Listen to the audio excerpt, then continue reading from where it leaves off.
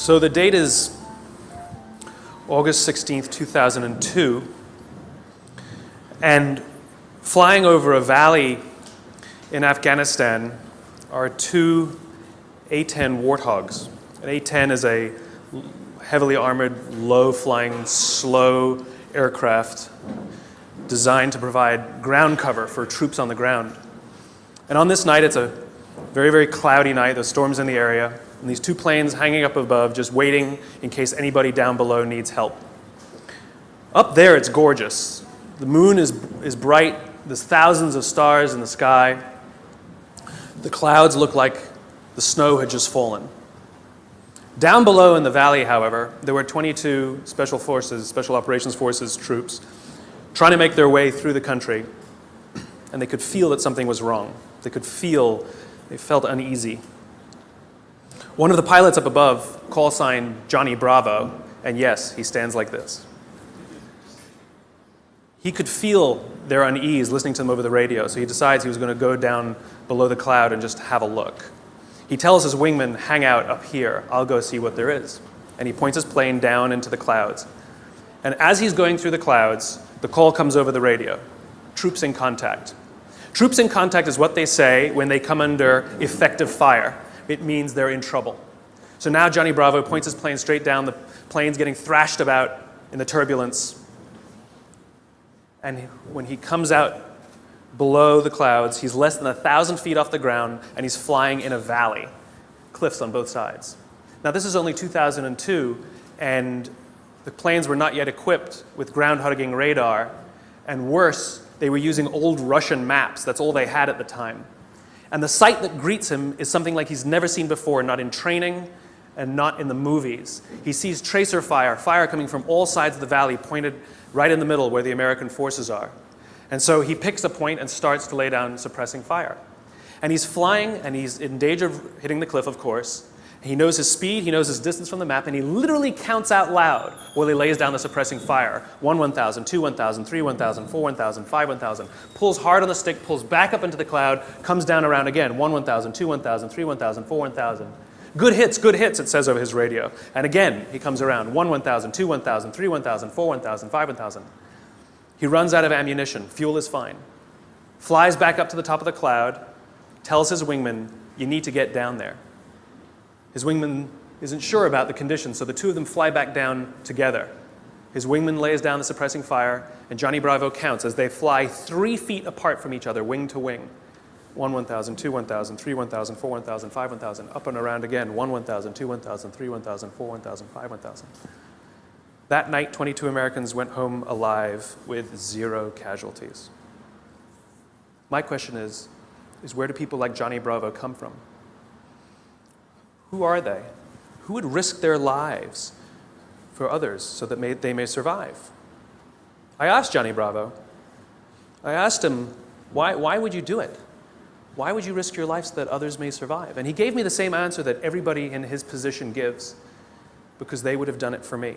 Wouldn't you like to work in an organization in which you have the absolute confidence, the absolute knowledge that other people that you may or may not know who work in the same organization as you would be willing to sacrifice themselves so that you may survive? And I'm not talking about giving your life. I mean, we don't even like to give up credit, you know? So where do people like Johnny Bravo come from? Well, it's an age-old question. They're not born. They're actually made. Inside our bodies are chemicals that are trying to get us to do things that are in the best interest of us. If you've ever had a feeling of happiness, pride, joy, love, fulfillment, all of these feelings that we have are chemically produced feelings. And they're produced by 4 chemicals predominantly. These are basically responsible for all of the feelings that I would generically call happiness. They are endorphins, dopamine, serotonin, and oxytocin, EDSO. These 2 chemicals, endorphins and dopamine, I like to call these the selfish chemicals because you don't really need anybody's help to get them, right? Let me tell you a little bit about what they are. Endorphins. Endorphins are designed to do one thing and one thing only: mask physical pain. That's it. That's what they do. If you're a runner, if you've ever gone and done heavy exercise, you've heard of an endorphin rush or a runner's high. Basically what's happening is when that runner's out there pushing their bodies harder than they've ever pushed before, they feel good. And when they're done with their run, they feel fantastic. And then an hour later, they're in pain for damage they caused their muscles an hour before. Right? This is what endorphins are designed to do. They're designed to mask physical pain. By the way, the reason laughing feels good is because of endorphins. You're actually convulsing your internal organs, and endorphins are masking the physical pain. I'm sure everybody here has laughed so much that the endorphins eventually run out and you go, stop, stop, it hurts. Endorphins, they feel good. Dopamine. Dopamine is the feeling that you found something you're looking for, or that you accomplished something you set out to accomplish. So you know that feeling you get when you cross something off your to-do list? That's dopamine. Feels awesome. You know when you have a goal to hit and you achieve that goal, you're like, yes! You feel like you've won something, right? That's dopamine. The whole purpose of dopamine is to make sure that we get stuff done. This is why we're told you must write down your goals. Your goals must be tangible. There's a biological reason for that. We're very, very visually oriented animals. You have to be able to see the goal for it to biologically stay focused, right? If you don't write down your goals, if you can't see your goals, it's very hard to get motivated, to get inspired. For example, think about corporate visions, right? A corporate vision has to be something we can see, right? That's why it's called a vision. You can see it. Right? To be the biggest, most respected, to be the fastest growing are not visions. They're nothing. Right? What does that even look like? Respected by whom? Your mother? Yourself? Your friends? Your shareholders? Who knows? What's the metric? Dunno. It's amorphous, doesn't motivate us. Just like I can't tell you, you will get a bonus if you achieve more. You're going to ask me, how much more? I'm going to say, more. Doesn't work. You need a tangible goal. You need a tangible goal, right? Here's a great vision. Martin Luther King, I have a dream that one day little black children and little white children will play on the playground together and hold hands together. We can imagine that. We can set our sights on that. And every time we achieve a goal and achieve a metric and achieve a milestone that makes us feel like we're making progress to the vision we can see, we keep going and going and going until we achieve something remarkable. You have to be able to see it. Dopamine. Dopamine comes with a warning. Dopamine is highly, highly, highly addictive. Here are some other things that release dopamine. Alcohol, nicotine, gambling, your cell phone. We can also get addicted to performance in our companies when all they do is give us numbers to hit, numbers to hit, numbers to hit, and a bonus you get, and a bonus you get, and a bonus you get. All they're doing is feeding us with dopamine, and we can't help ourselves. All we do is want more, more, more. It's no surprise that the banks destroyed the economy, because one of the things we know about dopamine addict is they will do anything to get another hit, sometimes at the sacrifice of their own resources and their relationships. Ask any alcoholic, gambling addict, or drug addict. Ask them how their relationships are doing and if they've squandered any of their resources. It's an addiction. Dopamine is dangerous if it is unbalanced. It is hugely helpful when in a comfortable and balanced system, but when unbalanced, it's dangerous and it's destructive. You don't need anybody's help to get these. Go for a run, achieve your goals, you'll get dopamine. You'll get endorphins. But you won't have any feeling of fulfillment or love or trust. That's where these come in. These are attempting to manage these. This is what makes our society great. This is where people like Johnny Bravo come from. It's because of these two chemicals that leaders really fulfill their great responsibility. Outside in the world is danger at all times for various reasons. In caveman times, that danger may have been, a saber-toothed tiger. It may have been the weather. It may have been a lack of resources. It may have been, who knows, any number of things. Things that with no conscience are trying to kill you. They want to end your life. And so how do we survive? We work together. And together, we come together in our groups, in our companies, in our tribes, to feel like we belong, to be around people who believe what we believe, so that we may feel safe. When we're surrounded by people who have our best interests in mind and we feel safe, we will organize ourselves and cooperate to face the dangers externally. Don't forget, the outside dangers are a constant. In a modern world, the outside dangers may be your competition that's trying to put you out of business, or at least steal your business. It might be the ebbs and flows of the economy. It might be terrorism. All of these unknowns, all trying to put you out of business, take away your job, take away your livelihood, end it for you. Nothing personal. It's a constant. Inside our organizations, the dangers we face are not a constant. They are a variable. And they are the decisions of leadership as to how safe they make us feel when we go to work. This is the job of leaders. Aesop said it better than I can. There's an Aesop fable about 4 oxen that stand tail to tail. And whenever the lion tries to eat them, no matter what angle from which he attacks, he will always be met with horns. However, due to infighting and disagreements, they separate and they go and graze in different parts of the field. And one by one, the lion picks them off and kills them all. When we stand together, we can more easily face the dangers outside. When we break up inside our companies, if our leaders don't allow us a space to feel safe inside our own companies, to feel like we belong, then we're forced to exert our own energy to protect ourselves from each other. And, by the way, expose ourselves to greater danger from the outside. If you have to worry about politics, if you have to worry about someone stealing your credit, if you have to worry about your boss not having your back, think about the energy you invest, not in your business, not in the products you're trying to develop, not in your work, not in how great you're producing, not in your creativity, but in just keeping yourself feeling safe. This is destructive. The responsibility of leadership is 2 things. 1, to determine who gets in and who doesn't get in. This is what it means to start with why. What are our values? What are our beliefs? Who can we allow in? Second thing is to decide how big this is. How big do we make the circle of safety? How big do we make the circle of belonging? Do we keep it around just our C-level executives and call it an inner circle and allow others to try and fend for themselves and maybe try and get into our inner circle? Or do we extend it to the outermost edges of the organization? Great leaders extend the circle of safety, the circle of belonging, out to the outermost edges. So the most junior person feels like they belong, feels safe, feels like they have top cover from somebody like Johnny Bravo. That's what these other 2 chemicals are trying to do. Serotonin is the leadership chemical, is responsible for feelings of pride and status. This is why public recognition is very important. We are social animals, and we need the recognition of others. This is why we have the Oscars, and this is why we have public awards events. This is why we have commencement for graduation. And then we show up on that day, and we go up on that stage, and we take our diploma. It feels great. We feel our status rise. We feel our pride go up. And by the way, when you have serotonin in your veins, your confidence goes up also.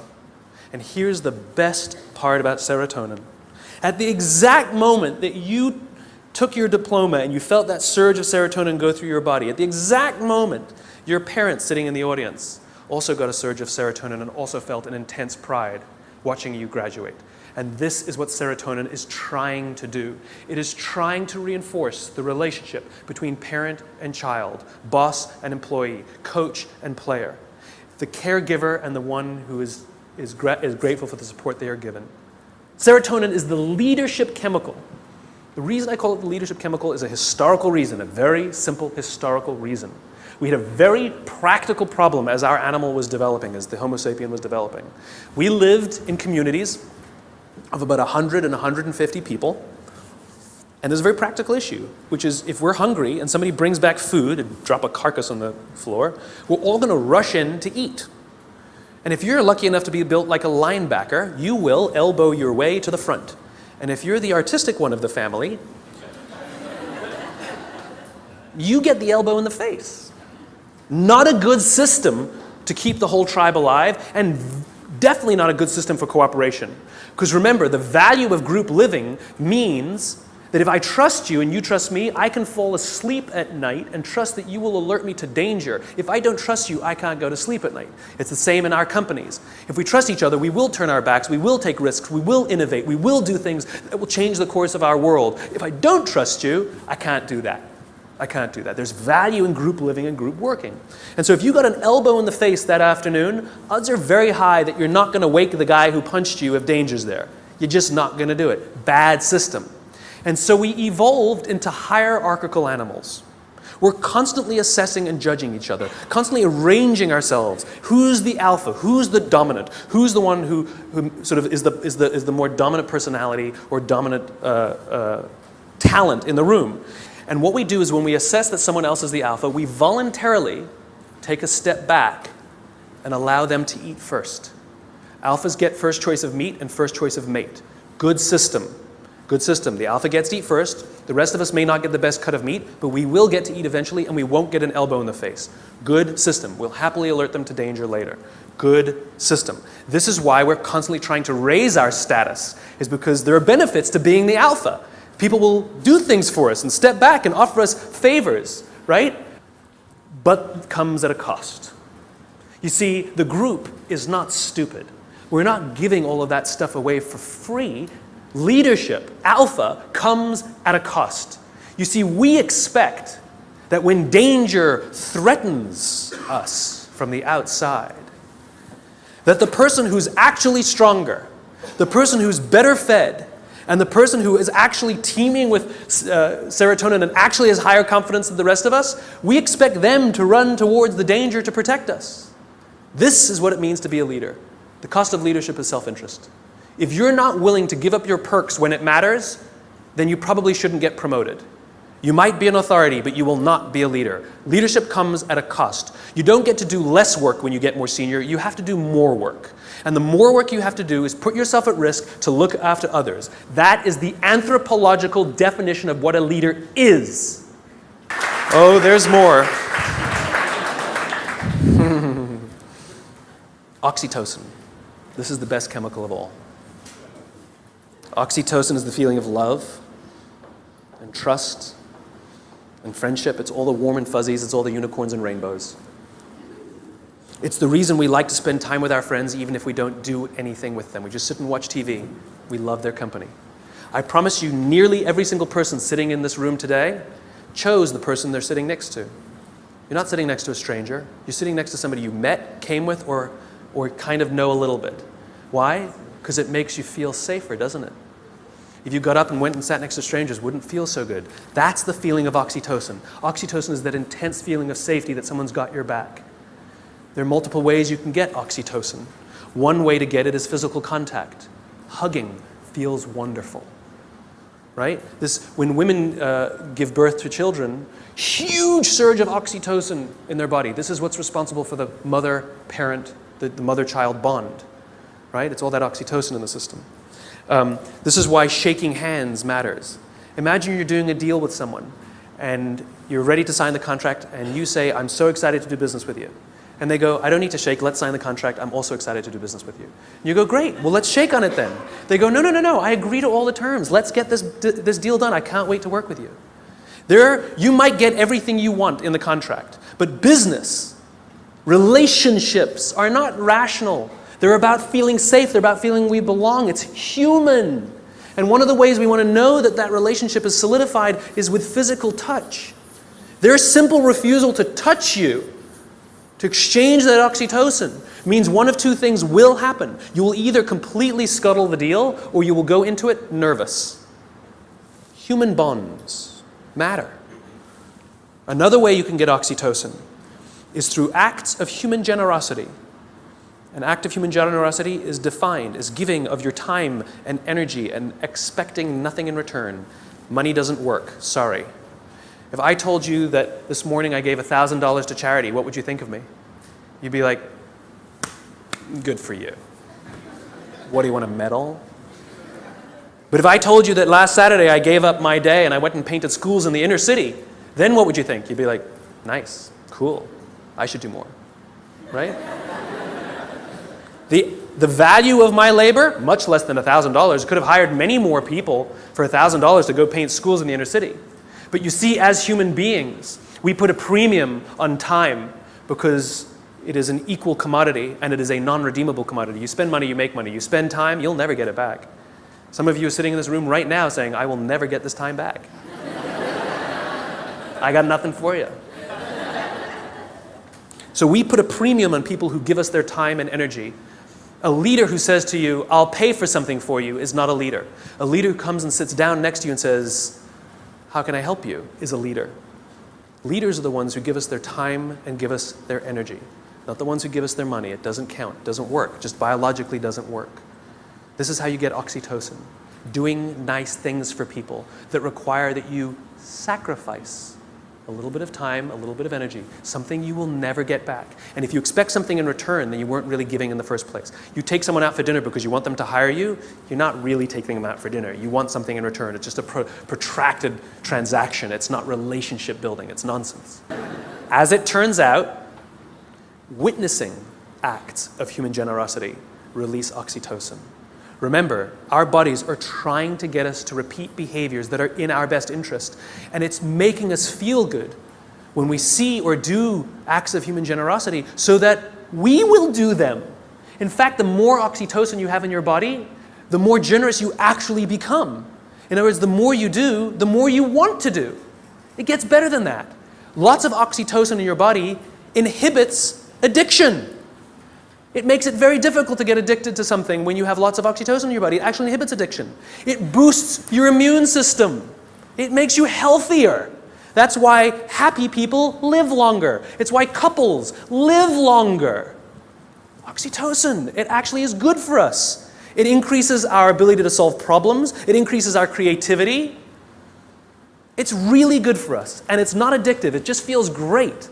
It takes time to build up, though. So when you start a new job and you're really excited to work there and they're really excited to have you, don't quite feel like you belong. You don't quite feel like you're trusted yet, right? Even though you were really excited and they're really excited. It takes time. And you have to do little acts of generosity and make little sacrifices, do little things for people. Not big risks, small risks. It's like dating. You know, you don't start by buying them a diamond. You start by taking them for lunch, buying them a drink, you know? Little bits. Then they take you out, or you take them out again. You do something a little bigger. Then you do that in a movie. Then they come over, and then you buy them flowers, and then you say, I love you. And one day you wake up in the morning, it's like you press this belief button. You just, I'm in love. I don't know when it happened. It just clicks, and you feel like you belong. Same thing at work. Same thing at work. It just clicks, and you feel like you belong because you got enough oxytocin built up in your system. We don't allow this to happen. We're too busy sending emails.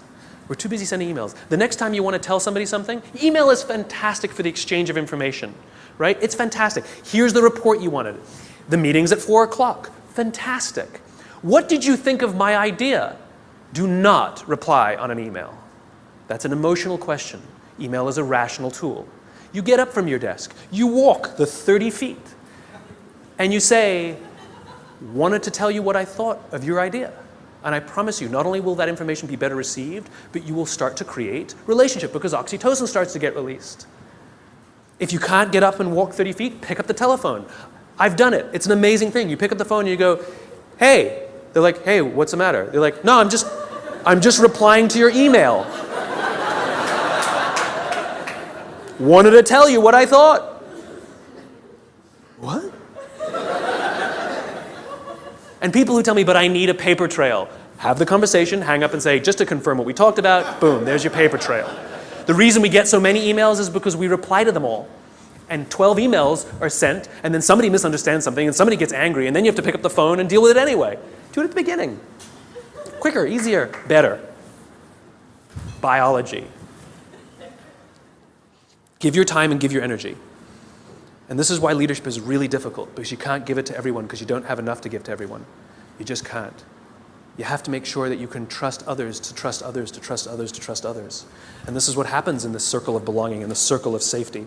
This is what effective bureaucracy is, which is as the CEO, as the leader, or whatever your job is, you have one responsibility and one responsibility only, which is to make sure the people you know that you have physical contact with, you know their names, are confident and feel looked after, and encourage them to do the same for the ones who work beneath them, who work beneath them, who work beneath them. And when this group of people really feel safe, then they will invite in the customer to also feel safe.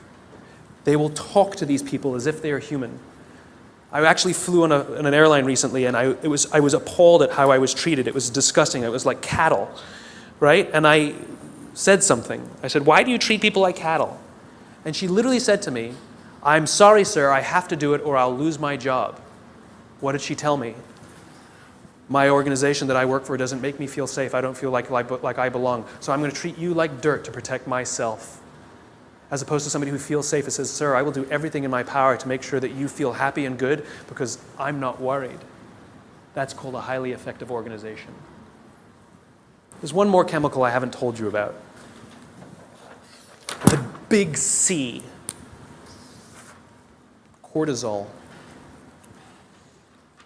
Cortisol is the feeling of stress and the feeling of anxiety. We share these chemicals with all the social mammals. And so when you see a herd of gazelle, you've all seen the documentary on Discovery or whatever, right? You see a herd of gazelle grazing, and one of them thinks they hear a rustle in the grass, and they go, head, right?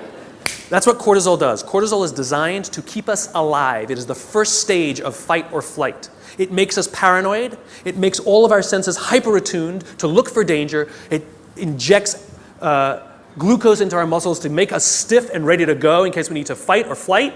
It increases our heart rate like crazy, right? And it makes us start looking. It makes us paranoid to find the danger. And the cool thing about cortisol when you work in a social environment is if other people sense that you're nervous, they get nervous. So all the other gazelle go, they didn't hear anything. They just saw Steve over there get really freaked out. And so they got all freaked out. And now they all start looking for the danger. Good system. And one of them, who didn't even hear the initial rustle in the grass, sees the lion, runs, they all run, they all live another day. Good system. So that when we go to work and somebody says, I think there's going to be layoffs, all of us are like, what do you mean? Wait, we're all paranoid now. We're all freaked. I shouldn't have talked in that meeting. We start to get crazy. We start to get paranoid. Our hearts start to race. That's what cortisol does. It's trying to keep us alive. You wake up in the middle of the night, you hear a bump in the middle of the night. What's the first thing you do? You wake the person next to you. And then what do? They go, and if there's nothing there, you go and trust your eyes, right? You go looking for it. We're visual animals, right? If there's nothing there, you go like this. Cortisol leaves our body, and we relax, and our heart rate goes back down. Cortisol, to get all of that extra energy, to make us paranoid, to make us self-interested, it needs to shut down non-essential systems because it has to get it from somewhere, right? So it shuts off things like growth. You don't need your fingernails to grow at that moment. It shuts it off. The other thing it shuts off is our immune system. Don't need it in that moment. The problem is you're not supposed to have cortisol in your system all the time. You're supposed to have it in and then gone. And when we go to work in a place that doesn't make us feel like we belong, that doesn't make us feel safe when we're at work, guess what? We got little bits of cortisol dripping in our body. Drip, drip, drip, drip. Makes us paranoid. Drip. I know my boss hates me. I know he hates me. He hates all my ideas. I know it. Drip, drip. It makes us self-interested. One of the things cortisol does, it inhibits the release of oxytocin. Biologically, if you work in a high-stress environment where you don't feel safe, you are biologically less empathetic and less generous. We don't care about each other because we're too busy trying to protect ourselves. Drip, drip, drip. Our immune systems are now compromised. Drip, drip, drip. We live in a country with some of the best medical education in the world, some of the best medical systems in the world, some of the best doctors in the world, some of the best hospitals in the world, some of the best medicines in the world. Please explain to me why diabetes is on the rise, heart disease is on the rise, some cancers are on the rise. It ain't partially hydrogenated oils.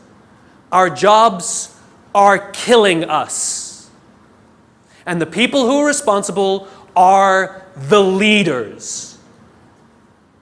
And we also know that parents who come home stressed out, their kids learn that this is what work is. That work is something that makes you short-tempered and unhappy. And so they expect it as they grow older. Worse, we know that parents who come home upset and angry, it has such a negative impact on their children that there's some studies that show that they might actually become bullies because of their unhappy parents who hate their jobs and have excessive amounts of stress. Our companies are literally killing us. So what are you going to do about it? What are you going to do about it? Leadership is not a rank. Leadership is not a position. Leadership is a decision. Leadership is a choice. It has nothing to do with your position in the organization. If you decide to look after the person to the left of you and look after the person to the right of you, you have become a leader. Service. Service to another. Oxytocin wins. Serotonin wins. The more we look after each other, the safer we feel, the more we feel like we belong, and the more we will work together to confront the dangers outside. Do this for others, and others will become Johnny Bravo. Thanks very much.